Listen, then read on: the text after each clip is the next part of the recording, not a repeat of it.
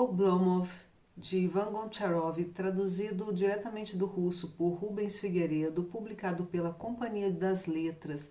Esse livro foi publicado originalmente em 1859 e trata de um momento histórico na Rússia na qual o czar era o Alexandre II, que estava promovendo grandes mudanças no país, no império, dentre as quais a criação de ferrovias para escoamento da produção e também o fim da servidão que se deu em 1861, ou seja, 2 anos após a publicação desse livro. Portanto, vejamos, Oblomov é o personagem principal, é um nobre proprietário de terras, possuidor de 350 almas. Almas seriam os mujiques ou os servos, como eram conhecidos. E nesse momento a Rússia estava passando por essas transformações e essa nobreza era diretamente afetada porque ela estava perdendo seus privilégios, né? Então nós vamos encontrar a história desse Oblomov, que tem muito a ver com o que Turgenev retratou nesse livro, Diário de um Homem Supérfluo, e também aqui nesse outro livro dele, do Turgenev, Pais e Filhos, que é o homem supérfluo, né? Esse homem que é um intelectual, é alguém que estudou, é alguém que tem privilégios, que tem teve uma boa educação, teve oportunidades de acesso aos bens culturais, pensa muito, reflete muito, fala muito, mas não faz nada, né? Então esse é o Oblomov. É, o, Esse livro ele é dividido em 4 partes, tá? E é impressionante que a primeira parte, ou seja, na primeira parte, aproximadamente 180 páginas, nós nos entregamos à leitura de um texto no qual nós vamos encontrar Oblomov despertando. Ele está acordando, ele está na cama, ele fica na cama das 8 da manhã até as 4h30 da tarde. Então isso vai resultar em 180 páginas. Ele vira para cá, ele vira para lá, ele não se decide a levantar, ele diz que precisa pensar, que precisa refletir, que precisa fazer planos, mas ele não se levanta da cama, né? E aí, vamos ver primeiramente quem é esse Oblomov. Ele tem 32 anos, né? E ele tem em si um aspecto de mansidão. Tem uma alma pura e virginal, que é algo que a gente só vai perceber e entender melhor lá no final do livro, quando seus amigos Olga e Stolz vão falar sobre ele. Aí que a gente vai se dar conta de quem é, qual é o caráter do Oblomov. A princípio, quando a gente começa a ler o livro, a gente pensa assim, é um grande preguiçoso, né? Mas depois a gente vai entendendo melhor quem é ele. Ele tem uma timidez infantil e também medo de qualquer coisa que seja alheia à sua vida cotidiana. Ele fica dentro de casa, ele fica deitado, ele fica no seu quarto, ele não se atreve sequer a sair da cama, ele demora muito tempo para conseguir se levantar. A ideia de sair de casa o apavora, tá? Ele tem aversão à vida social, ele entende que a vida social é repleta de futilidades, que as pessoas só se encontram socialmente para fazer mexericos, fofocas, intrigas, e que isso não interessa.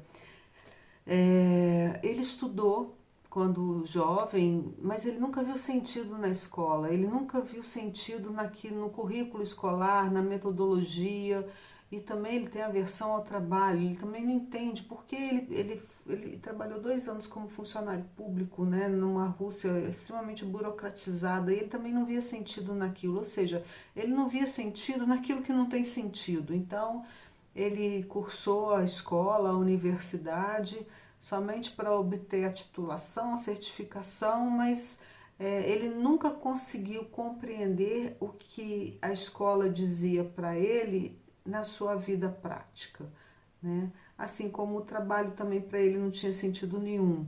Ele sempre perguntava, estou estudando, estou trabalhando, mas quando é que se vive? Para que serve isso? Para que serve escola? Para que serve trabalho?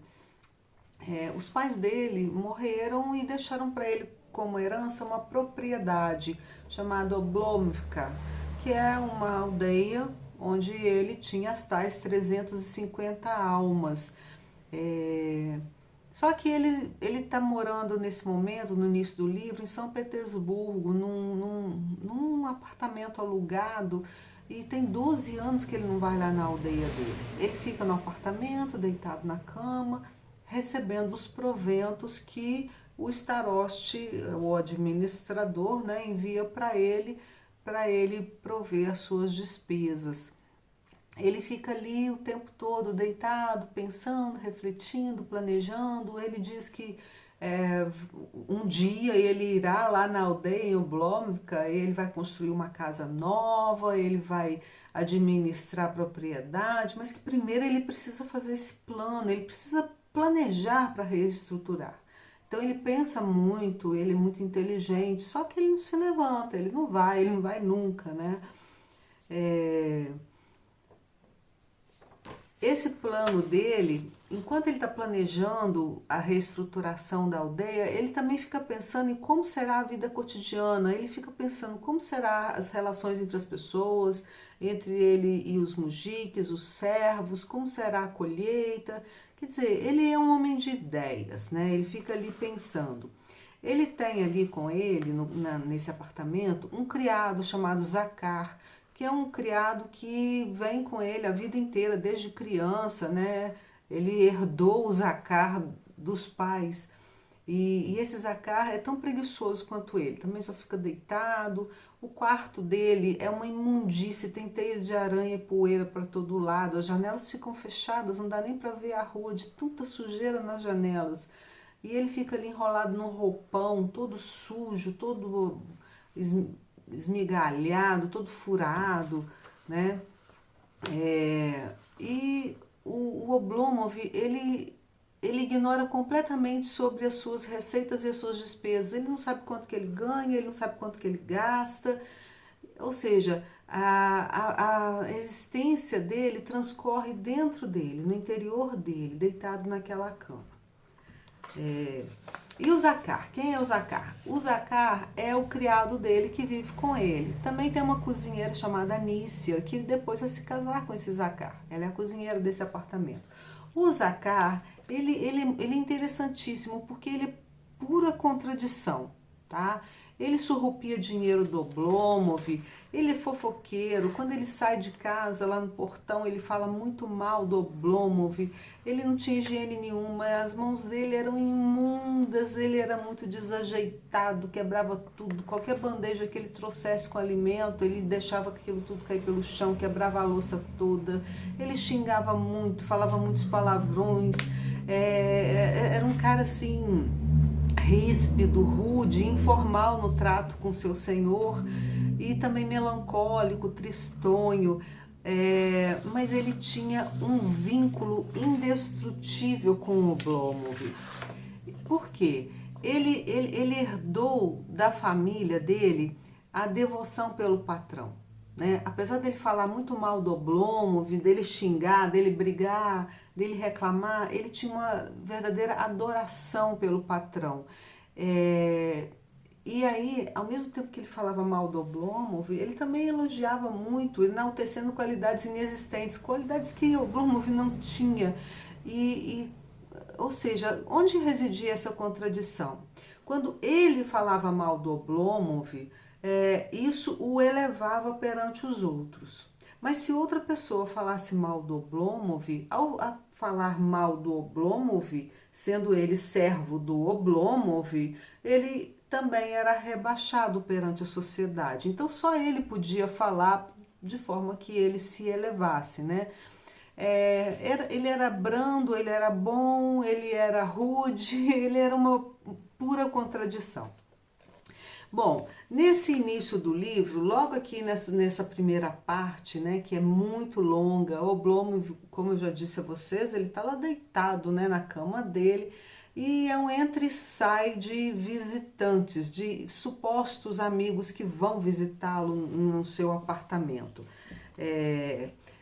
Esse primeiro dia aqui, essa primeira parte, acontece toda no dia 1º de maio, que não é à toa, né? O dia do trabalho. Olha que interessante, né?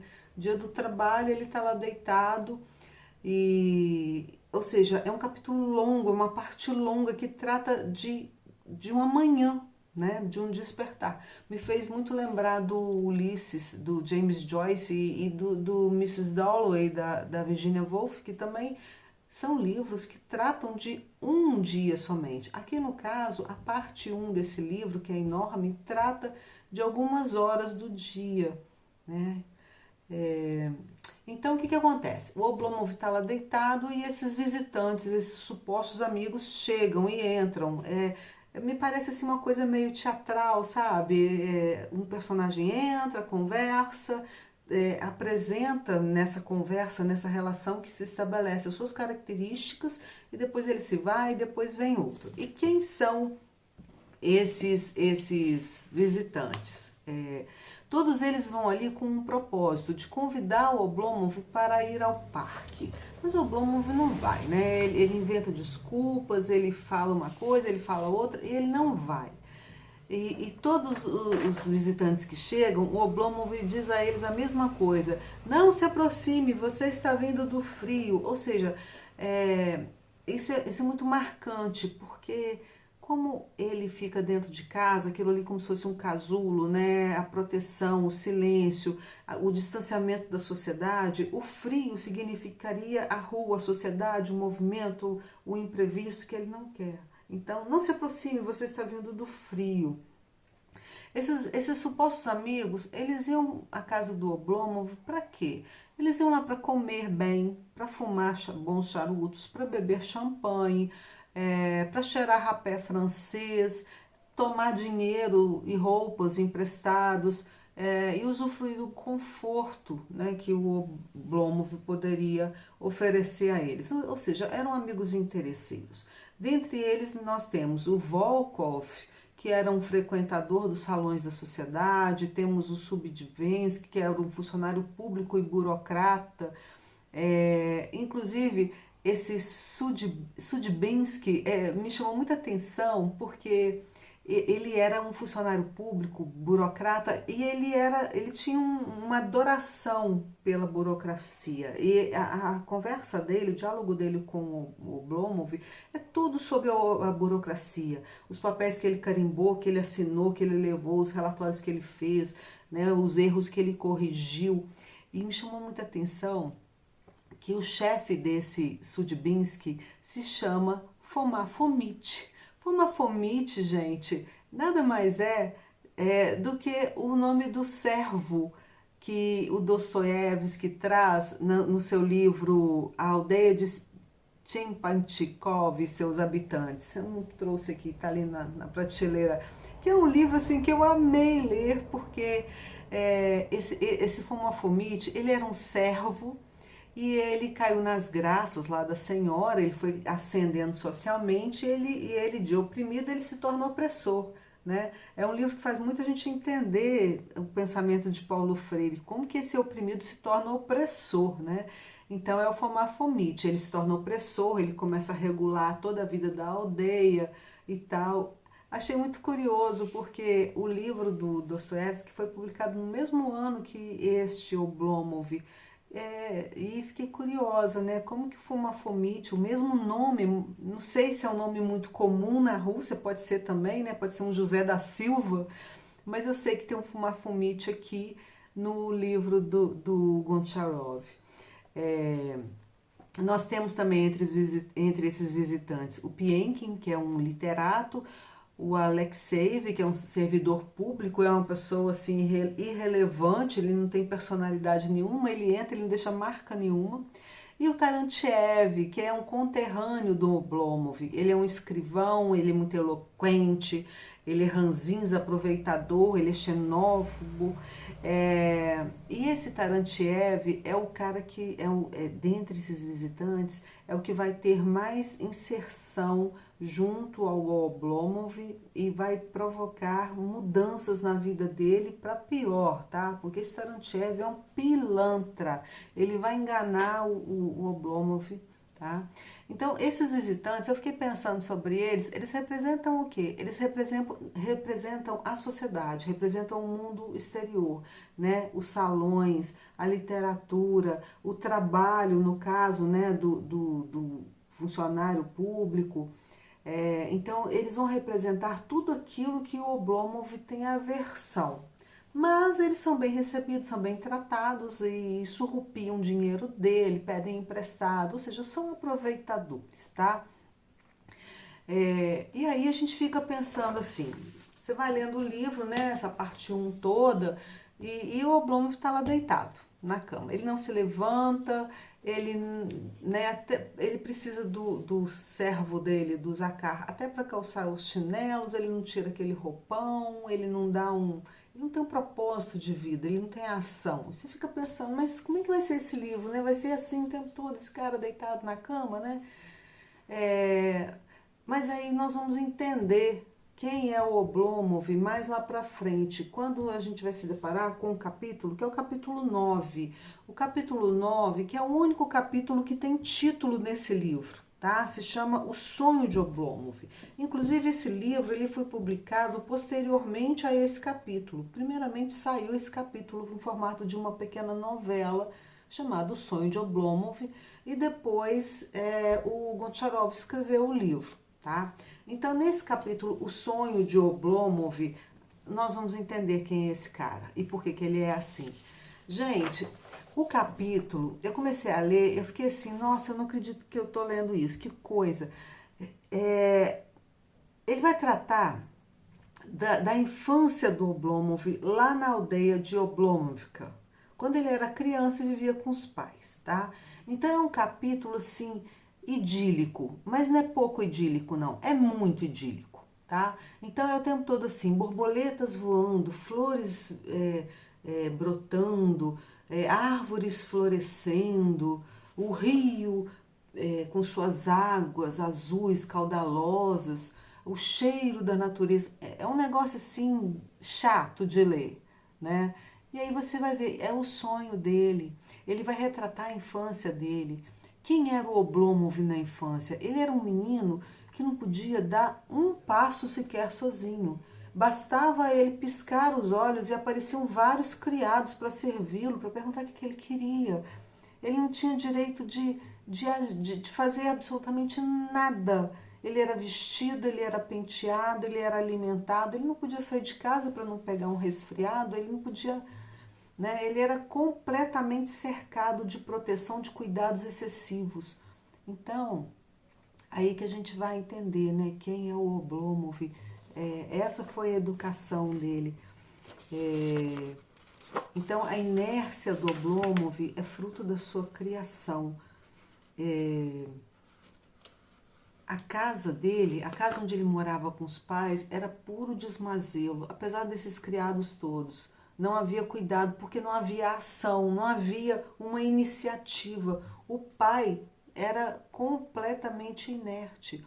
O pai ficava na janela, olhando, e permitia assim, que a aldeia e a colheita e a plantação fossem providas por Deus. Ele não ia lá acompanhar, dar as ordens, não. Ele deixava as coisas acontecerem. De vez em quando ele via alguém passando, né, um mujique passando de perto da janela, ele perguntava: onde você está indo? O que você está carregando aí? Ah, eu estou levando leite que tirei da vaca. Aí o pai do Oblomov falava assim: pois leve bem esse leite para que ele não entorne. Ou seja, ele ficava ali observando distante, né? E de vez em quando com algumas inserções inúteis. Então, o Oblomov também tinha uma babá, ele foi criado por essa babá, né? E os contos de fada que ela contava para ele ensinaram a ele o seguinte, que na vida bastava ele ficar deitado e que o sustento dele seria provido, né? E que se ele ficasse deitado, ele estaria livre dos perigos. Então, os contos de fada da babá tiveram uma forte influência sobre a criação do Oblomov. Além disso, na aldeia havia muitas crendices e isso intensificou o medo do Oblomov. Além dele não poder pisar fora de casa, né, essas histórias e ele olhando esse pai e esse cuidado excessivo, ele não precisava nem abotoar uma blusa, uma roupa, porque tinha 10 pessoas para fazerem isso por ele. Então, na casa dele, havia muita fartura e muita preguiça, muita indolência, muita inércia. Foi assim que ele foi criado. Ele não conseguia fazer nada por si mesmo, ele não podia sequer ter uma iniciativa. Então, o Oblomov concluiu que era assim que se deveria viver, como os adultos à sua volta. Na página 183, o Goncharov escreve assim: e o menino observava tudo aquilo. Ou seja, olha a educação que ele teve e ele observando tudo isso. Eu vou ler aqui na página 86 um pouco sobre o Oblomov. Diz assim: acontecia de ele se encher de desprezo pela imperfeição humana, pela mentira, pela calúnia, pela maldade que se alastrava pelo mundo. Ardia de desejo de mostrar aos homens suas chagas, e de súbito pensamentos se inflamavam dentro dele, ficavam rodando dentro de sua cabeça como ondas no mar. Depois cresciam em forma de intenções, faziam todo o seu sangue pegar fogo, os músculos se punham em movimento, as veias se dilatavam, as intenções se transfiguravam em aspirações. Movido por uma força moral, num minuto ele mudava de posição 2, 3 vezes, ele está deitado na cama, tá? E com olhos refulgentes erguia metade do corpo na cama, estendia o braço e fitava ao redor com ar inspirado. Num instante, a aspiração ia se realizar, ia se converter numa proeza. E então, meu Deus, que prodígios, que frutos maravilhosos se podiam esperar de um esforço tão sublime. Mas vejam, a manhã passa, o dia já declina rumo ao entardecer, e junto com o dia declinam também rumo ao repouso as forças fatigadas de Oblomov.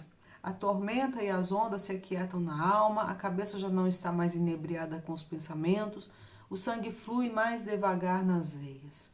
Oblomov, em silêncio pensativo, gira o corpo e fica deitado de barriga para cima, lança um olhar tristonho para a janela, com tristeza acompanha o sol com os olhos, o sol que se põe grandioso atrás de um prédio de 4 andares.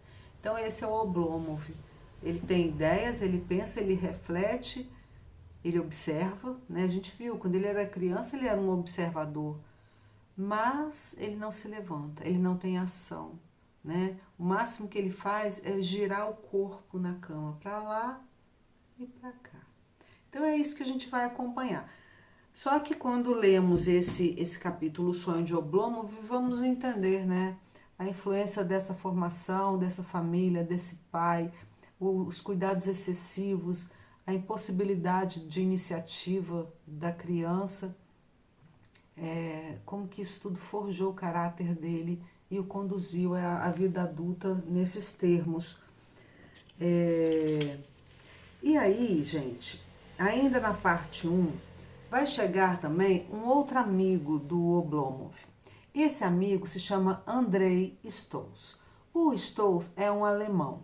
É tão impressionante porque, primeiramente, o Goncharov nos apresenta o Oblomov, a vida dele, a criação dele. Depois vai chegar o Stols. O Stols é amigo de Oblomov, esse é amigo mesmo. Ele é amigo, ele ajuda. E o Oblomov, ele aparece, é impressionante no livro. Assim como o Oblomov fica o tempo todo deitado, inerte, sem fazer nada, o Stols, ele aparece algumas vezes no livro, e todas as vezes que ele aparece como um raio, né? Ele aparece rápido, e ele quer resolver tudo, ele quer dar jeito de tudo, ele quer cuidar do Oblomov, levantar o Oblomov, colocar o Oblomov para frente, né? Então, ele é o contraponto, né? Ele é o oposto do Oblomov, tá? E aí nós vamos conhecer um pouco sobre o Stols, para saber quem é esse cara. Ele é um alemão, né?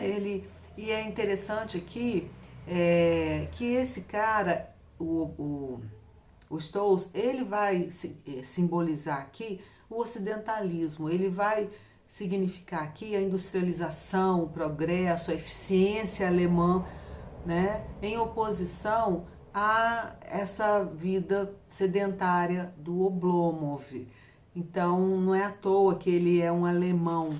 Ele é amigo de infância do Oblomov e ele é muito rico hoje, né? A origem dele é pobre, mas hoje ele se tornou um homem muito rico.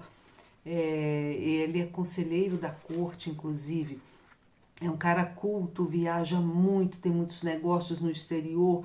E ele é um cara assim, pragmático, independente, autoconfiante, autossuficiente, trabalha muito, conquistou a sua riqueza toda através do seu trabalho.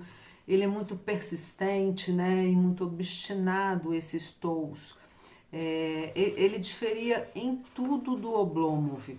Como que se deu a infância dele? Achei muito interessante isso no livro, porque o Goncharov vai buscar lá na infância aquilo que não determinou, mas atravessou a formação desse caráter, tanto do Oblomov como do Stolz. Enquanto na casa do Oblomov se acontecia essa educação para a inércia, né? Na casa do Stolz era completamente diferente. O pai dele não era rico, ele era um administrador de uma propriedade rural. Mas ele educou o menino de uma forma completamente diferente. Primeiro, os pais do Stolz liam muito para ele e com ele, né? E o pai era administrador rural e levava o Stolz junto com ele para o trabalho. O menino não ficava enclausurado dentro de casa. Tudo que o pai ia fazer na propriedade, o menino participava. E, inclusive, o Stolz, desde muito pequeno, trabalhava e recebia um rendimento, umas moedas que o pai lhe dava pelo trabalho, né? Ele estudava literatura com os pais, a mãe dele o ensinou a tocar piano. Então, na casa do Stolz, trabalho e cultura estavam sempre muito presentes, né?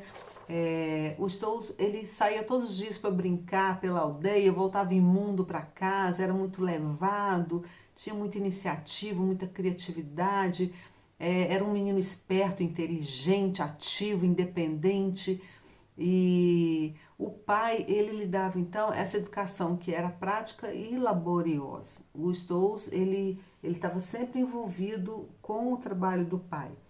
O pai do Stolz havia cursado na universidade, incentivou muito o filho a fazer o mesmo. Então o filho também cursou a universidade, se formou. E quando ele voltou para casa e se formou, o pai disse para ele: vá então agora para o mundo, vá viajar, vai conquistar sua vida. Veja bem, completamente diferente da vida do Oblomov, né? E aí o Stolz saiu pelo mundo, ele viajava o mundo todo, ele falava vários idiomas, ele tinha negócios em vários lugares, né? Mas ele nunca se esqueceu do amigo de infância, eles eram vizinhos ali. E aí tem um momento aqui no livro onde o Goncharov vai discutir isso, né? Como é possível que essa amizade dos dois era uma amizade genuína, tá, gente? Então, como é possível duas pessoas tão diferentes em sua natureza, em seus propósitos, serem tão amigas e se amarem tanto, né?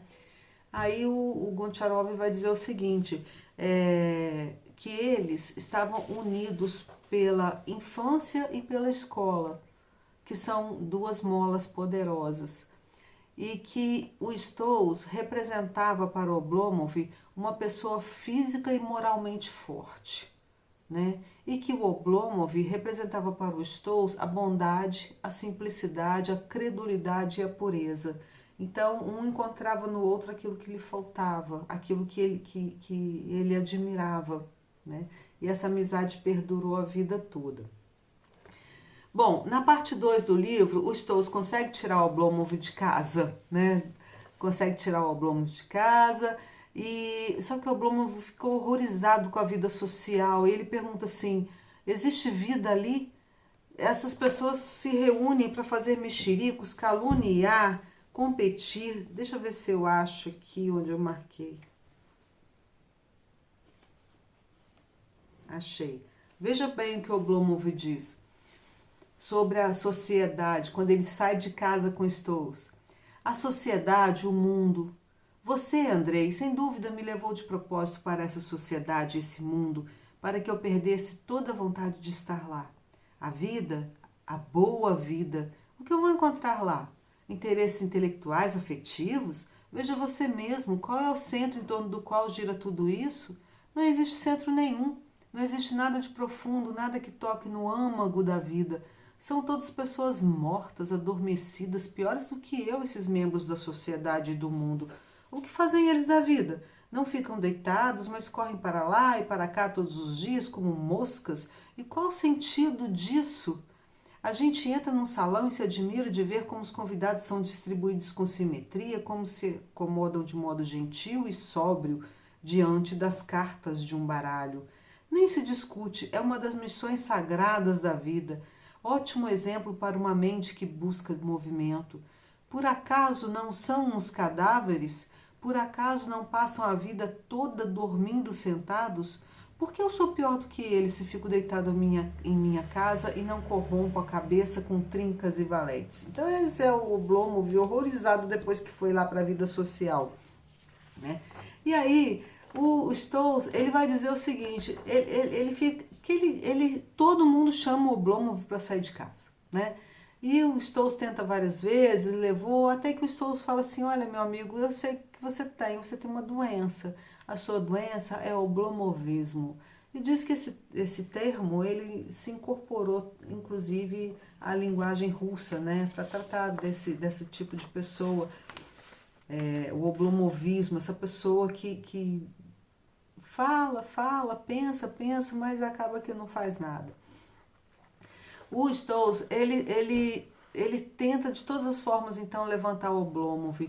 E o Stolz vai dizer assim, o trabalho é a forma e o conteúdo, o princípio e o fim da vida. Então, para o Stolz, o trabalho é a coisa mais importante da vida.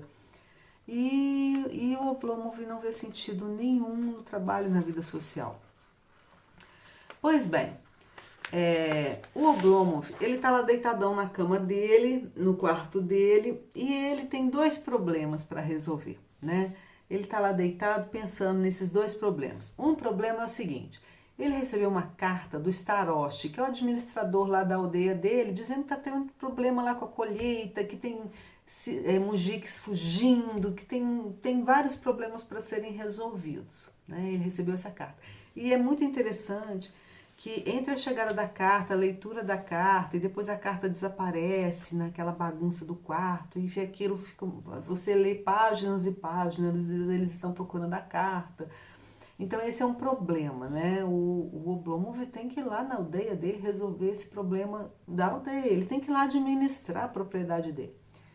Outro problema é que o proprietário do apartamento onde ele vive, que é alugado, pediu o apartamento de volta para o filho que vai casar. Então o Oblomov tem que se mudar de apartamento. Imagina, um cara que não levanta da cama ter que mudar de apartamento, né?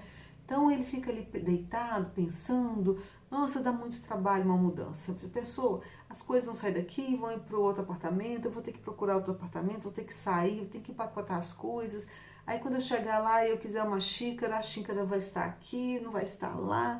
E aí ele fica pensando, e aí ele suspira, ele resolve tudo com um suspiro, né? Um suspiro profundo, e ele dorme de novo, tira um cochilo. Depois ele acorda, começa a pensar de novo, começa a refletir, começa a planejar. Então ele tem esses dois problemas. E todos esses supostos amigos que chegam, ele pede conselhos, né? Como é que ele vai resolver esses dois problemas?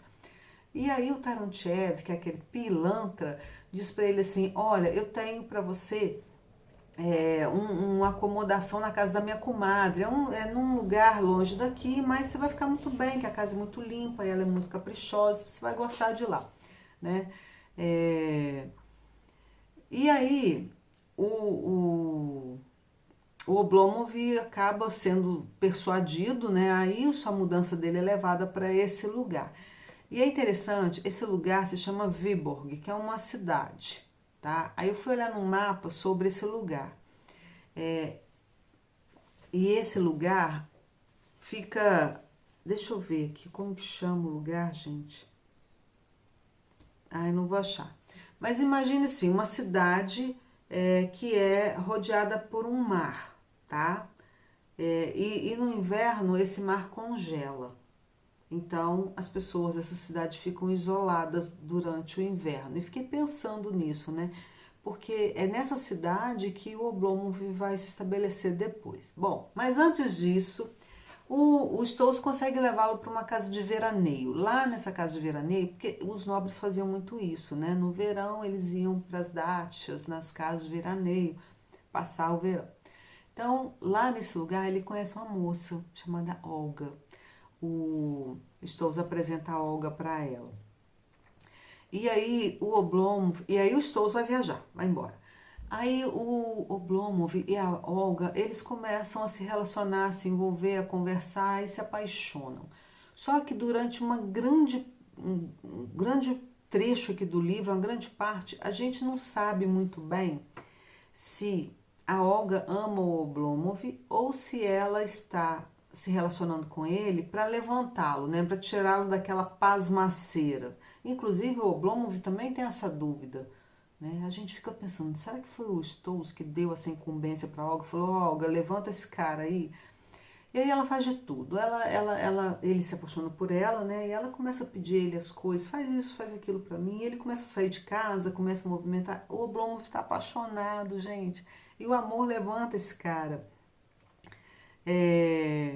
Então ela passa a agitar a vida dele, né? E temporariamente o Oblomov deixa essa vida sonolenta dele por estar apaixonado. E aí ele se transforma também temporariamente, né? Ele lê com a Olga, ele caminha com a Olga, ele estuda com a Olga, né? Tudo com e por ela, né? E aí eles se encontram muito e eles ficam com medo das pessoas comentarem nessa proximidade deles, decidem se casar, ficar noivos. E aí que o Oblomov se depara com a realidade dele. Ele não tem dinheiro. Ele não tem dinheiro, ele não sabe da renda dele, a propriedade dele, a Oblomov tá lá, ele não vai lá ver. Como que ele vai se casar? Ele não tem nenhuma casa, ele não tem nada, né? Ele, e aí ele fica protelando esse casamento, tá?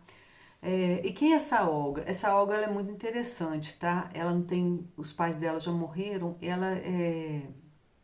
ela foi criada por uma tia, a tia Mária. Essa tia também é muito interessante, é uma mulher fina, sofisticada, mas é uma mulher que não oprime a sobrinha, ela não controla os destinos da sobrinha, ela tem uma relação muito respeitosa e equilibrada com a Olga. E com isso, a Olga, ela cresce com independência, com inteligência, com sabedoria. Ela tem 20 anos, ela é nova, né? Mas ela é uma moça que tem suas vontades próprias, é dona do seu destino, né? E ela está envolvida com o Oblomov, mas ela está percebendo a situação e ela toma decisões, né, muito sensatas. Por quê? Porque ela é uma pessoa que teve uma criação a partir de uma prática de liberdade, sem nenhuma opressão, tá? Bom, aí vamos para a parte 3 do livro. Na parte 3 do livro, nós vamos encontrar então o Oblomov acabou o veraneio, né? E ele tem que voltar para a cidade, para São Petersburgo, mas aí a casa dele já foi desmontada, ele vai morar em Viborg, que é essa cidade que eu falei, na casa da comadre do amigo dele, do Tarantiev, que é um pilantra e vai surrupiar o dinheiro dele.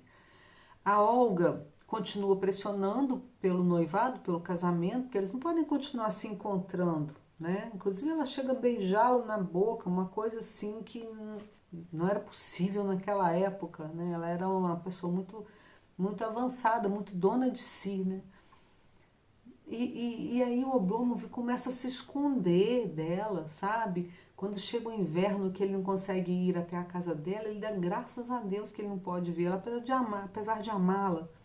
Porque para ele ficar noivo da Olga, ele tem que ir lá na aldeia dele, ele tem que resolver a administração, ele tem que cuidar dos mujiques, da colheita. Só que ele não sabe nada sobre isso, ele não sabe nada sobre colheita, sobre plantação. Olha o que ele diz assim sobre isso. Ele diz: Escute, repetiu pausadamente, quase num sussurro. Não sei como funciona a Bárcina. Ignoro o que é o trabalho no campo, o que significa mujique pobre, mujique rico. Não sei o que significa um quarto de aveia ou de centeio, não sei quanto custa, não sei em que mês se colhe, se semeia o quê. Como e quando se vende, não sei se sou rico ou pobre, nem sei se daqui a um ano estarei de barriga cheia ou serei um mendigo, eu não sei nada, concluiu Oblomov com desânimo. Soltou as lapelas do uniforme e afastou-se. Ou seja, ele era completamente alienado em relação à própria existência dele. Ele não sabia de nada. E a Olga pressionando pelo casamento, né? E aí, nesse momento, ele está morando nessa casa dessa comadre do Tarantiev, que se chama Agáfia. Essa Agáfia é uma mulher pobre, né? Alugou uma parte da casa dela para o Oblomov. E ela trabalha o tempo todo, gente. Essa mulher, ela limpa, cozinha o tempo todo. E o Oblomov fica observando os cotovelos dela. Em vários momentos aqui no livro, ele vai falar sobre isso. Que o Oblomov ficava deitadão lá na cama dele e da gretinha da porta ele viu os cotovelos dela se mexendo, né? Então esses cotovelos que se mexem, eles representam esse movimento do braço, de fazer alguma coisa, do trabalho, o gesto do trabalho. Então ele começa a se interessar muito pela Agáfia, né?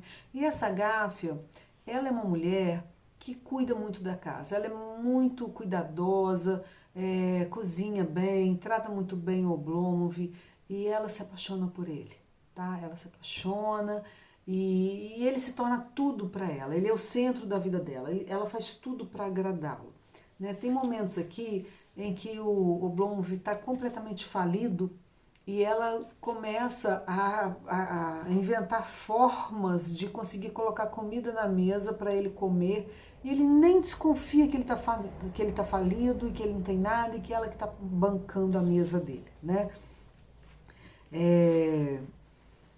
E aí, o Oblomov está lá na casa da Agáfia, né? E o Tarantiev, chega lá e resolve, fala com o Oblomov assim, olha, vamos resolver seu problema lá da aldeia, eu vou te arrumar um administrador que é um cara assim que é muito honesto. Aí ele leva esse administrador para lá, que é outro picareta, e eles roubam o Oblomov, né, a renda, o Oblomov fica sem nada, mas ele não sabe o que ele tem, o que ele não tem, ele já acabou de dizer, né, não sei se eu sou rico, se eu sou pobre, ele era muito rico, né, ele fica praticamente sem nada. Depois Tarantiev faz o Oblomov assinar uma nota promissória, né, que vai ainda tirar mais ainda o dinheiro dele. Por fim, o Stolz chega de viagem, um amigo alemão, né, vê aquela situação, vê aquela pilantragem toda acontecendo, espanta esse Tarantiev de lá e fala com o Oblomov, olha, eu vou arrendar a sua propriedade, vou dar um jeito naquilo lá. Então o Stolz vai lá para Oblomvika e ele levanta a propriedade. Ele dá um jeito, ele cuida da colheita, da plantação, dos mujiques, constrói a casa para o Oblomov morar, faz tudo, deixa tudo nos trinques lá para ele e manda a renda todinha para o Oblomov. Né? O Oblomov passa a receber uma renda altíssima de novo, porque o Stolz tá cuidando da propriedade. Né? E aí, só que esse dinheiro todo que o Stolz manda, ele tem que dar para o Tarantiev, porque ele assinou a tal nota promissória, né? E ele está sem nada, ele continua sem nada, e por fim a Olga rompe com ele. E ela diz para ele assim, até uma pedra teria ganhado vida com aquilo que eu fiz por você. Né? Ela viu que realmente ele sofria de oblomovismo, que ele não ia dar em nada. Né? Ele não se levanta, ele não trabalha. E aí o que acontece? Um ano depois do rompimento com a Olga, aí a gente vai ter umas passagens de tempo no livro, tá? Um ano depois, o Oblomov continua deitado, a Agáfia tomou todos os cuidados, à frente de todos os cuidados com ele, ela vive para ele, e aí o Oblomov olha para aquilo, olha para a Agáfia, olha para aquela casa, aqueles cotovelos que trabalham, né? Todos os seus desejos são atendidos, ele não precisa levantar da cama. E ele vê a infância dele, ele vê Oblomvika, ele vê a mesma situação, né? Ele dentro de casa, protegido dos perigos, com todas as necessidades dele sendo atendidas, uma pessoa trabalhando incessantemente por ele. Então, ele vê a infância dele ali. Para ele, então, essa situação é perfeita. E aí o Goncharov diz assim, ela encarnava o ideal daquela inviolável tranquilidade de vida, ilimitada como um oceano, cujo retrato ficara gravado de forma indelével no espírito de Oblomov em sua infância. E aí o Stolz vê essa situação e fala com ele assim, você perdeu sua capacidade ainda na infância. Começou com a inaptidão para calçar as meias e terminou com a inaptidão para viver. Né? Ou seja, um ano depois, está lá o Oblomov na mesma situação. E aí o Stolz viajou e nessa viagem ele foi para o Ocidente. E lá ele encontrou Olga, em Paris. Encontrou Olga, eles passaram meses juntos lá, e se relacionando, se apaixonaram. Se casaram, tiveram filhos, né? Ou seja, e aí o Stolz volta, né, de novo, né, um ano e meio depois, e ele vai encontrar o Oblomov em decadência total e em miséria, porque ele estava entregando o dinheiro dele para o Tarantiev. E ele não faz ideia de quanto ele está falido, né? E aí o Stolz toma de novo conhecimento da situação, ele vê que o Oblomov continua alienado e conversando com um amigo, planejando banquetes nababescos, sendo que ele não tem uma moeda, um copec, né?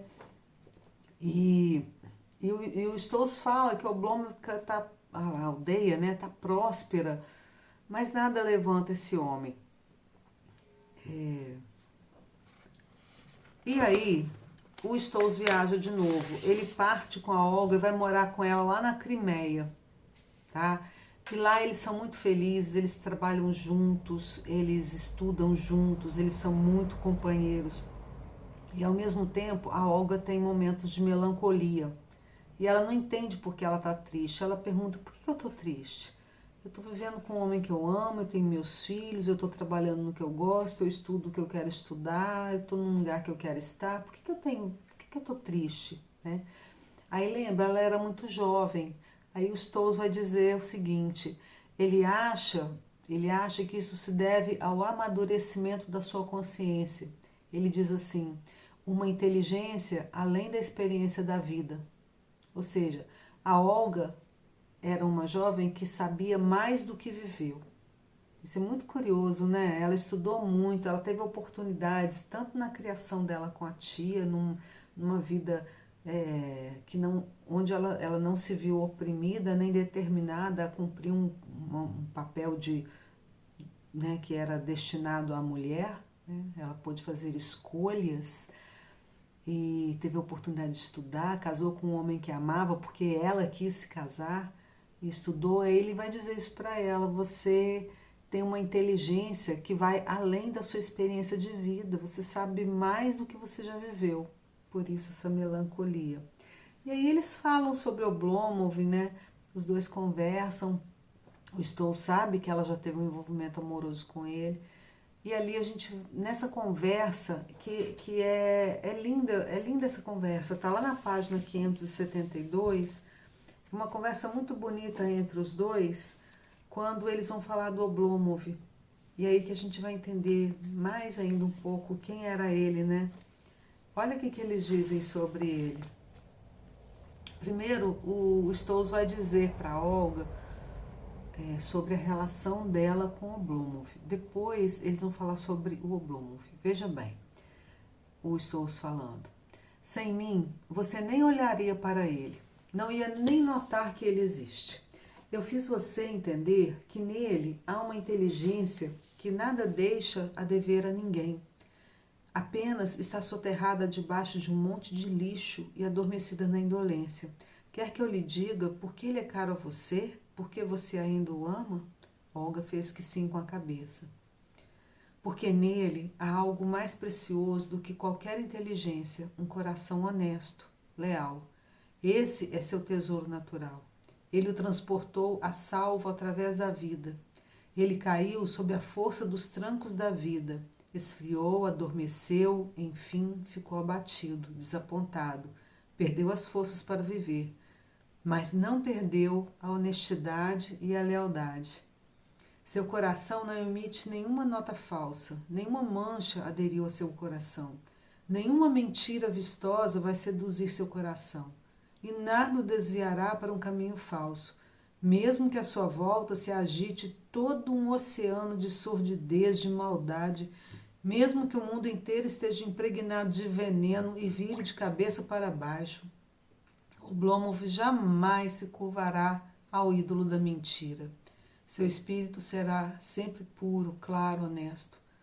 É uma alma cristalina, transparente. Há poucas pessoas assim. São raras, são pérolas na multidão. Seu coração não se vende por nada. Pode-se confiar nele em tudo, em qualquer situação. É por isso que você continuou fiel a ele e é por isso que a preocupação com ele nunca será incômoda para mim.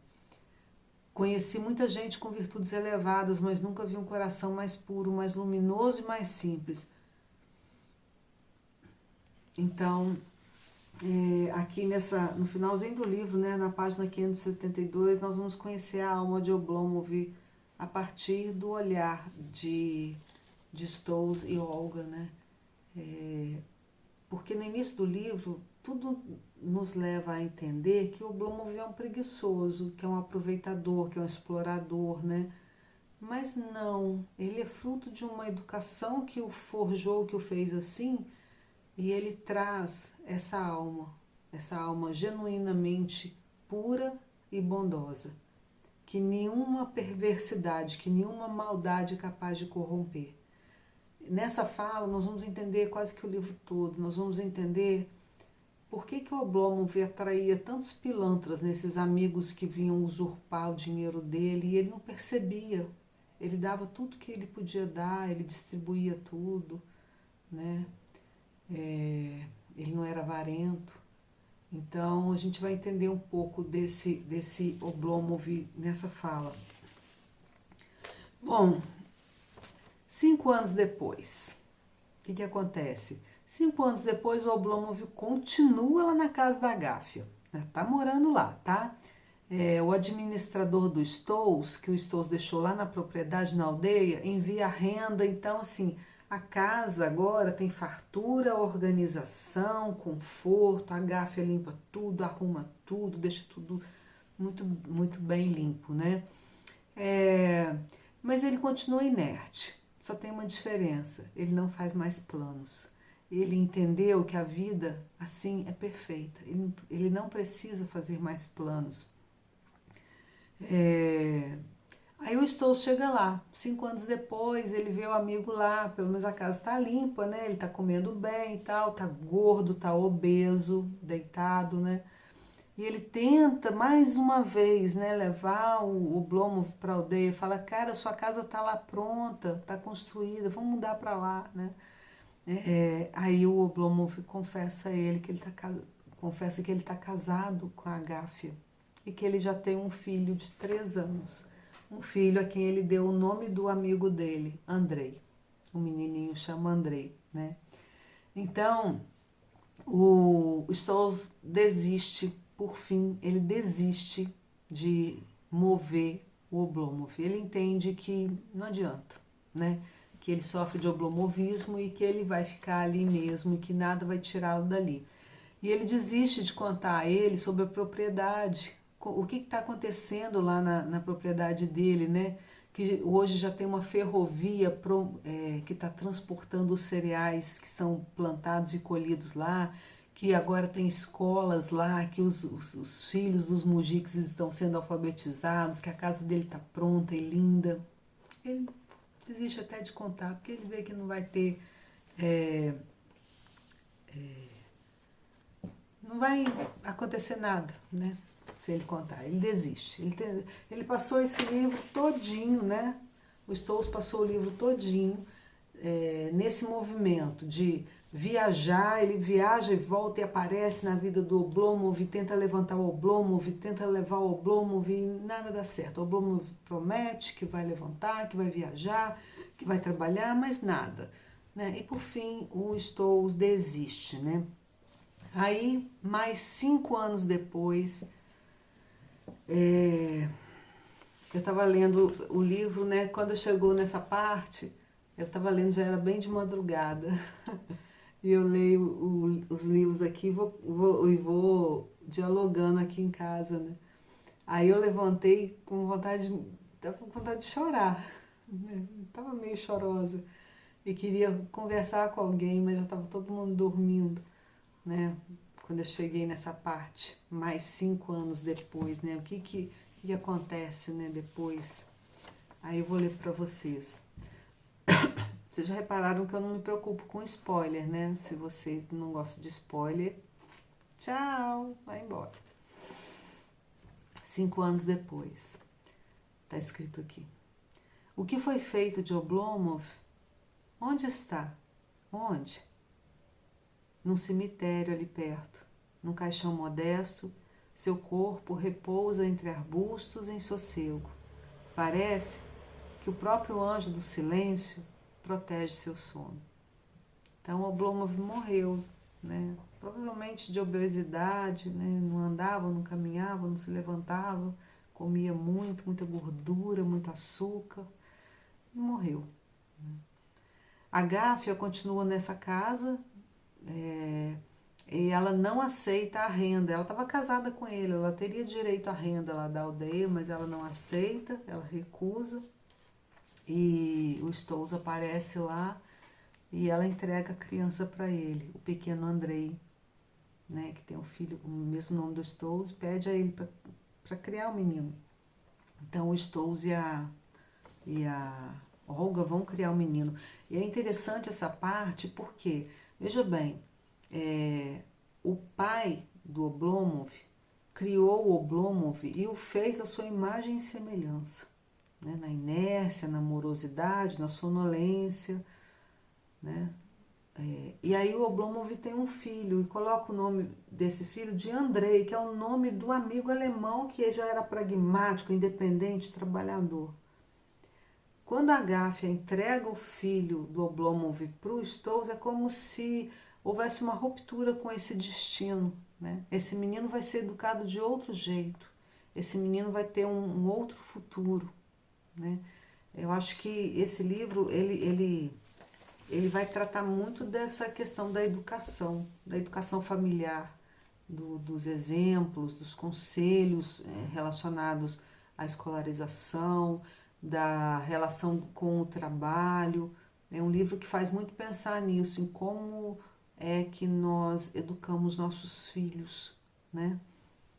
E aí, por fim, tempos depois, nós vamos encontrar o Stolz caminhando com um amigo pelas ruas, que é literato, e aí eles falam do Oblomov, e o amigo pergunta a ele do que ele morreu. Ele diz que ele morreu de oblomovismo, né? E o Stolz pede a esse amigo que escreva esse livro que nós estamos lendo aqui. E acaba o livro.